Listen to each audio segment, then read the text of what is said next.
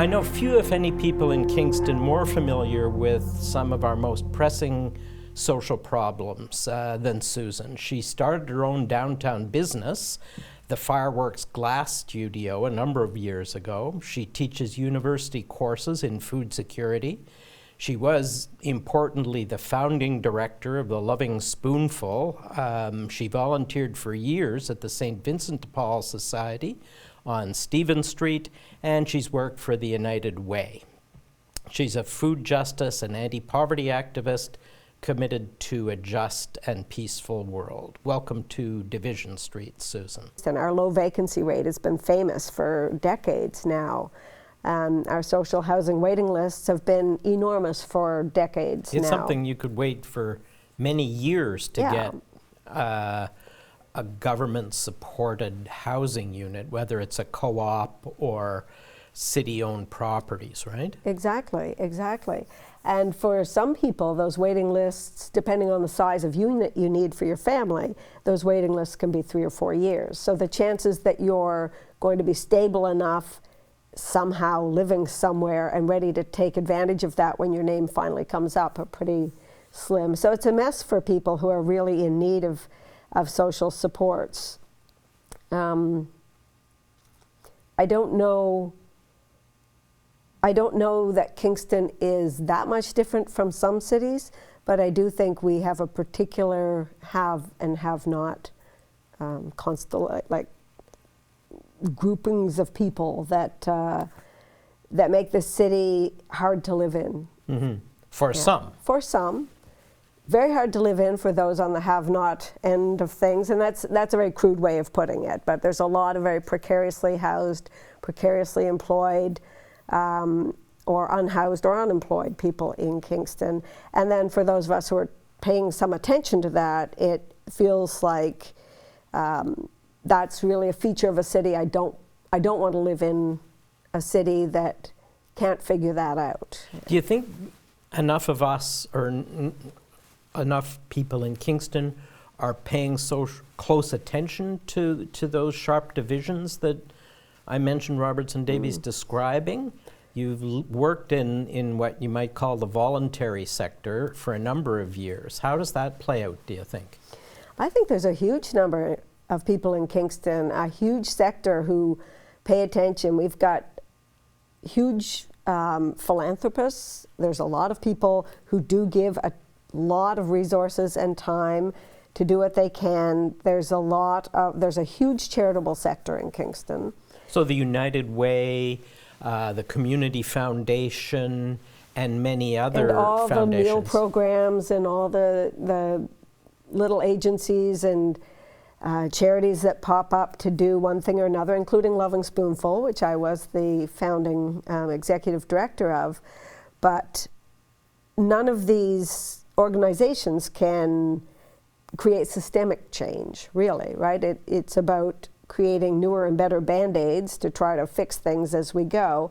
And there are organizations in the city who are trying to work at a more, like at a policy level, or trying to take a bigger structural look at some specific changes that could be made that could have knock-on effects that aren't just dealing with one problem right now. What kind of changes are you talking about there, Susan? I'm talking about some of the smaller organizations, Just Recovery Kingston and Mutual Aid, Cataraqui Kingston.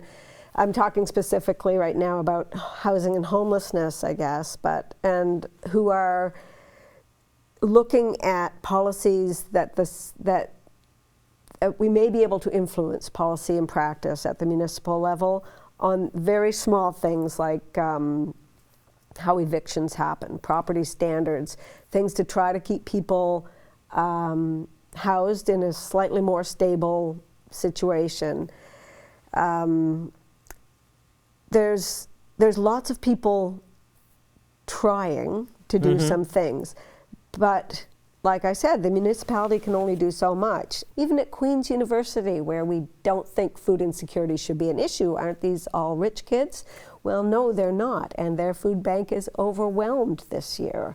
I bet there's a lot of people who never even knew that there's a food bank at Queen's. Oh, yeah. There has been for many years. I'm not sure when it started, and it's run by a lot of really enthusiastic students, and they do their very best. And it is inadequate to deal with the problem of food insecurity, because food insecurity is actually a problem of poverty, not of lack of food, really. I mean, if you have the money, you can buy the food. We have these fabulous things called grocery stores that are always full of food. You can just go there and buy it. All you need is money. Food banks are what we have agreed is how we will deal with hunger. And you can hear it on the CBC, the Sounds of the Season thing they do every year, these food bank drives they do across the nation. So it's normalized. It's normalized, even though for the last several years they've had guests on to talk about how food banks aren't the answer. So people like Nick Saul from The Stop and from in Toronto. Yeah, community food systems, food centers in Toronto, and people, scholars from all across the country on to say food banks are not the answer. This is a poverty problem, not a food problem. Let's talk about things like basic income. Let's talk about raising the rates for social assistance, and let's talk about raising minimum wage. Let's talk about how do we get money into people's hands so that they can take care of their own food needs.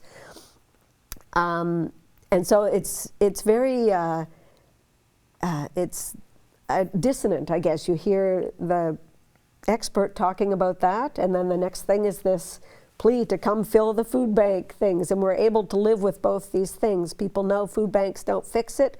We also don't know people are hungry today, right? They're not hungry later after policy changes and pilot programs and all these things. They're hungry today, and this is how we're going to do it.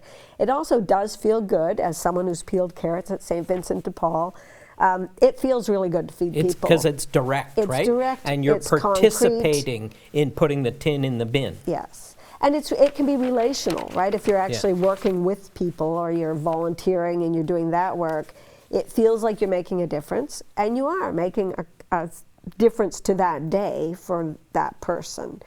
And I don't want to diminish that, because there is something to, particularly for the meal programs that I've worked with in town, there is something about being hosted and about hosting, and being fed and feeding people is very primal, right? Yeah. Like, we all do it. That's how we celebrate, that's we do how it at we home. mourn, Yeah. that's how we build family and community. We build it through food. So it makes a lot of sense that we should be able to do that. On a gut level, right? But Elaine Power and I've talked about, could we have that without it being about like deprivation? Could we have models where we're feeding the community that isn't only about some people having all the resources, the time, the money, the know-how to volunteer or to donate, and others needing to always be receiving? Could we have a world where everyone has enough and we're still using food as a way of building connection? Of course we could. We live in a society that seems to have a lot of wealth. Yes, I noticed we do. last year that I go for a walk down over to Bell Island on the K&P Trail, and that's right where the integrated care hub is, and there's a lot of people living in tents. Yes. But if you're coming back down towards the center of town on the K&P Trail, it takes 5 minutes to get from the tent city to a building where there's a private school that I looked up on their website, and it costs $20,000 a year to send your kid to this private school. So that, to me, that's sort of like a snapshot, an image of the kind of social divisions we face. So in theory, there is enough for everybody, because as you say, there are these things called grocery stores, and anybody can go. Yes. But maybe everybody can't go, right? And I will guarantee to you, I'm pretty confident in saying that everybody who, the people who own that private school and everybody who sends their kids there also donates to a lot of things. And they do what they can. These are the options we give people for helping. Right? How can we, instead of saying give, give, give, give, and I'm sure that through December you, like me, like everybody, was inundated with requests for charitable donations on the mail, through the email. I, as the director of the Ban Righ Centre, was sending those out because we fundraise for the bursary programs and things that we have. But is there something else we can give people, some other way of contributing? Like if you're willing to give thousands of dollars a year to charitable organizations to do their various work, would you be willing to pay that in taxes that went to support more social housing, or would you be able to pay that in a different way But maybe paying more in taxes, which is to some extent the third rail of politics, that's not as satisfying, I think, in some minds, as making up your mind, I'm going to give my $200 to this charity or that charity, because you have to do it. I'm wondering, as we approach the end of this conversation, and I think we could have another one, what do you think we need to be doing differently here in Kingston if we want these things to turn around? In 2 minutes. In 2 minutes. I think we need to really think about priorities. And it may mean that we have to just live with more potholes for a while longer. Maybe the new bridge, as lovely as it probably is, could have been put on hold. I don't know. It cost $200 million. Yeah. And some of that, and that was like a multi-level of government yes, of course. funded, of course. And I would really like to see our city, citizens as well as our city council, lobbying really hard, like to the provincial government particularly, for more resources, for changes in policy, for all sorts of things that would help. I don't think there's a quick fix to any of this. No. But I still think when I see how much people are willing to help, I feel like there's a way to harness that. Okay, well, thank you very much. Our guest today has been Susan Belyea. Thanks for joining us, Susan. And thank you, the viewer, for tuning in once more to Division Street here on YourTV. And please join us next time. Thank you, Jamie.